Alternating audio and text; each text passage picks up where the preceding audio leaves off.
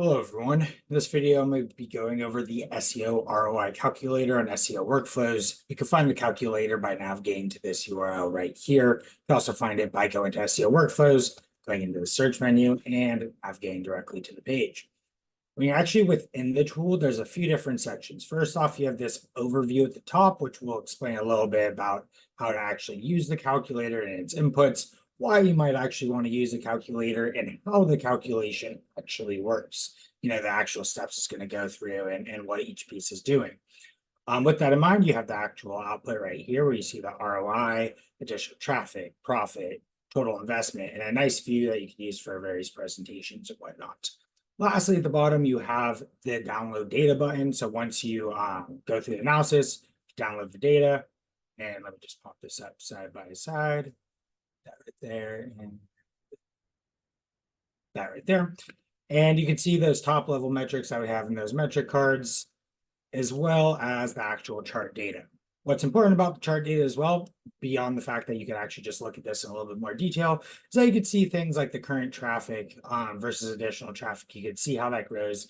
You can see how we're coming to these final numbers. For example, the total additional traffic is if you sum, the total current traffic, sum the total additional traffic, and you see the total, 148,000 right there. You can see how this progresses as well and how your actual profit a lot progresses over time. Taking a quick look at the different inputs when we're looking at tool inputs, you can see it's broken down to traffic, investment, profits, and trend.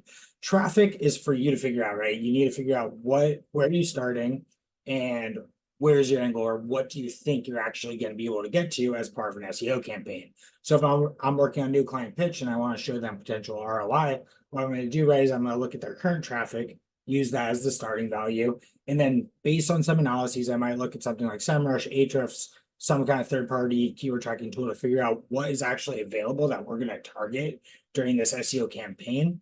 Might not be, precise. It might be, something generalized, something like, okay, here's the bucket of keywords I think we go after over the next 12 months. And based on those keywords, you can figure out your target traffic. So we're saying we're starting at this level of traffic, and we think within a 12-month time frame, as noted right here, that we could get to this level of traffic. And as we can see in the output, 12 months gets us from our current starting value all the way up to the max value. As you can see, once we hit the target traffic, the rest is just fixed at that number. Why does that happen? Is because we're saying for the trend that this is going to last. What we want to know, if we reach this max traffic in 12 months, what will that get us in a 24-month time frame? So for example, if I'm going to come up here and update this 36 months, you can see that drastically increases some of the values there. If we open this up into a new chart trend, looks very similar, except it's 36 months now. Again, still the cost is only 12 months because we said $10,000 at 12 months. So that's the SEO cost for 12 months. It still only takes 12 months to reach our target goal. But since we're saying that we want to look at how this would impact us over 36 months, we get that additional time frame, which of course increases the ROI. That's a very important thing to realize when you're doing SEO forecasting, is that the benefit doesn't stop on the day that you stop SEO services. So you could come to a client, say, hey, we're going to do SEO services for 12 months. Here's what we think we could get to in those 12 months. And then here's how it's going to continue to impact the business over time in order to calculate the proper ROI for those efforts. The last thing I haven't really discussed yet is just the profits.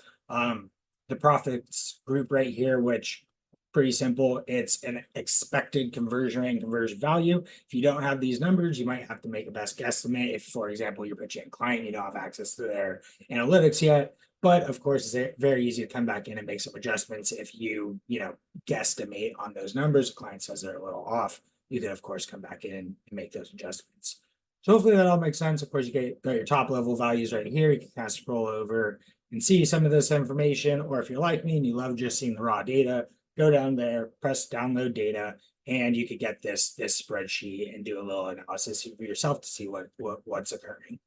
I think that's it for the video. Of course, reach out with any questions. There's always this feedback button on the right here if you have any questions or you would like to see any additional functionality. And yeah, I appreciate your time. Thank you.